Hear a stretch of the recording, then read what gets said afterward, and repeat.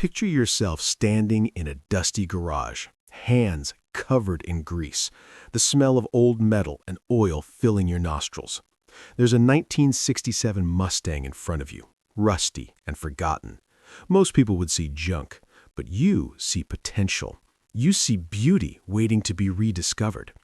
This moment right here tells us everything about a fascinating type of human mind.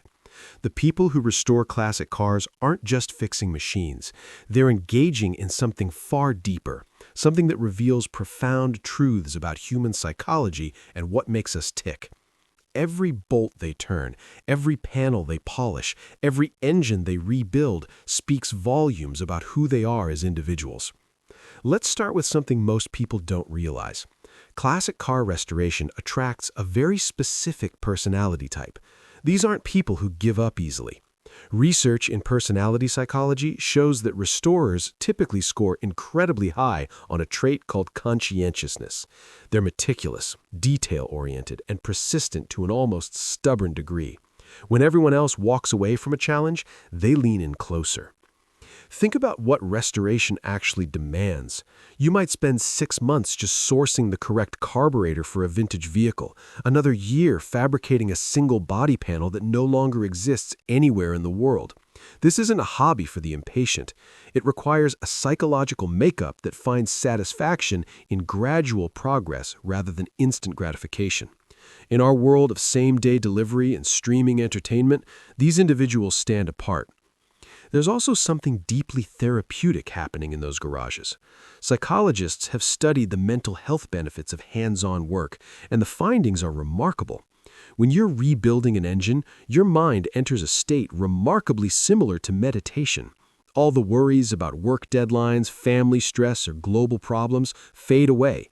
There's only the present moment, the problem in front of you, and your hands working toward a solution. This phenomenon has a name in psychology. It's called flow state.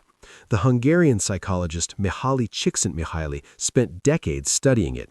He found that people report their highest levels of happiness not during leisure, but during challenging activities that fully absorb their attention. Classic car restoration provides this in abundance.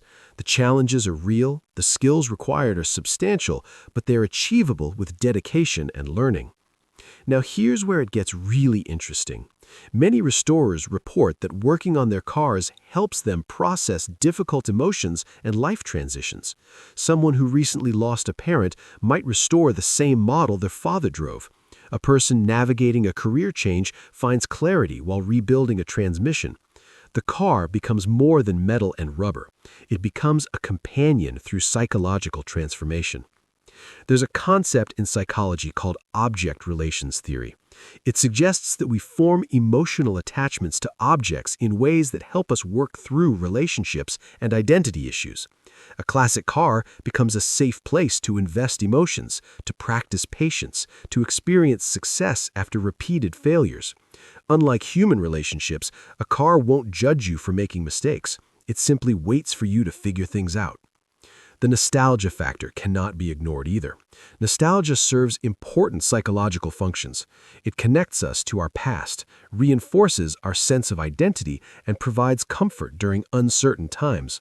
When someone restores a 1970s Camaro, they're not just preserving a vehicle, they're preserving a piece of cultural memory, a time that feels simpler or more authentic in retrospect.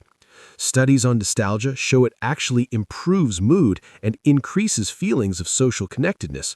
Restorers often speak about the era their chosen car represents with genuine warmth. They remember when cars were built to last, when you could actually work on them without computer diagnostics, when design prioritized style over efficiency. Whether these memories are entirely accurate doesn't matter. What matters is the psychological comfort they provide. Let's talk about control for a moment.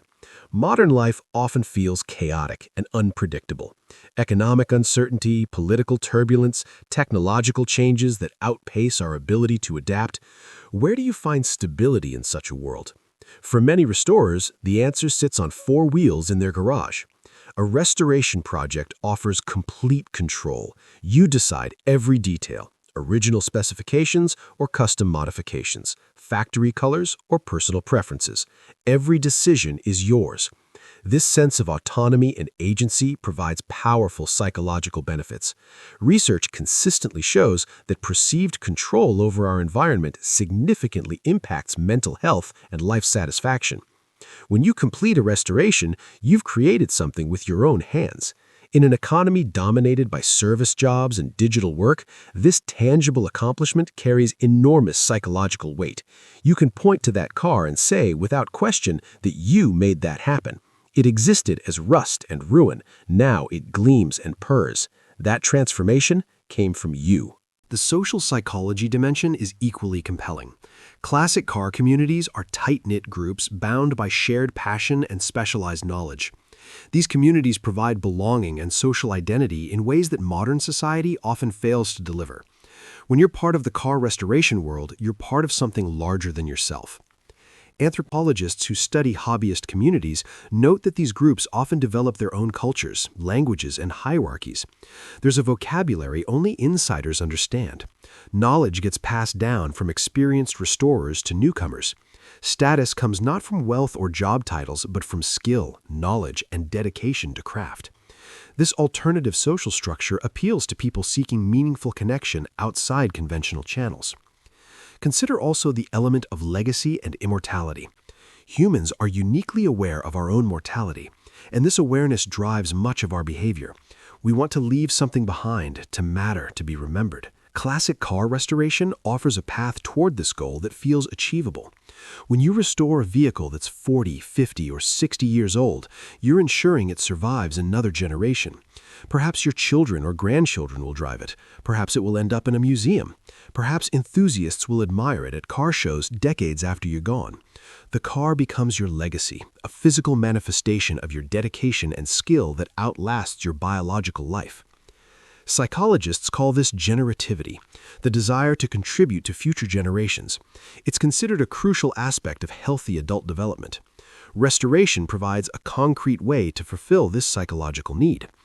There's also something rebellion-like in choosing restoration over buying new. Consumer culture constantly pushes us toward the latest model, the newest technology, the upgraded version. Restorers reject this entirely.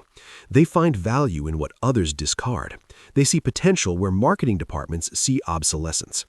This countercultural stance reflects deeper values about sustainability, craftsmanship, and resistance to disposable culture.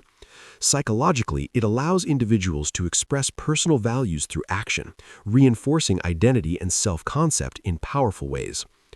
The learning process itself deserves attention.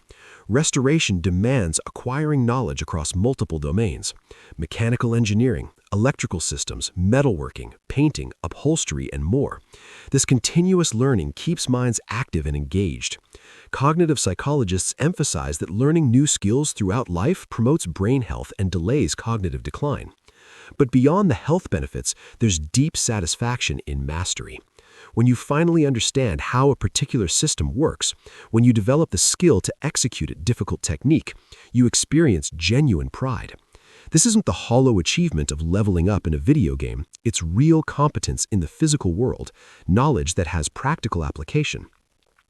Many restorers describe their relationship with their projects in almost spiritual terms. They talk about listening to what the car needs, about respecting its history, about bringing it back to life. This language reveals something profound about human psychology and our need for meaning. In a secular age where traditional sources of meaning have weakened for many people, restoration provides purpose and transcendence. The project becomes a calling, something worth dedicating years of effort toward. This sense of purpose correlates strongly with psychological well-being and life satisfaction across numerous studies. Standing back and seeing a completed restoration must feel incredible. All those hours, all that problem solving, all those moments of frustration transformed into something beautiful and functional. The psychology research on goal achievement shows that the difficulty of the journey actually increases the satisfaction of success. Easy victories feel hollow. Hard-won accomplishments resonate deeply. But here's the curious thing: many restorers admit it. Once a project finishes, they often feel a strange emptiness. The journey provided daily purpose and engagement. Completion brings pride, but also loss. This explains why dedicated restorers rarely stop at one car. They're not chasing the finished product so much as the process itself. The people who restore classic cars are teaching us something valuable about human psychology. They show us that satisfaction comes from meaningful challenge, that connection to the past enriches the present, that working with our hands feeds something essential in our souls. They remind us that patience and persistence still matter in a world obsessed with speed. Next time you see a beautifully restored classic car, remember it represents thousands of hours of human dedication. Someone poured their psychology into that machine, finding therapy, purpose, community, and meaning in metal and mechanics. That's not just a car. That's a human story about what makes life worth living.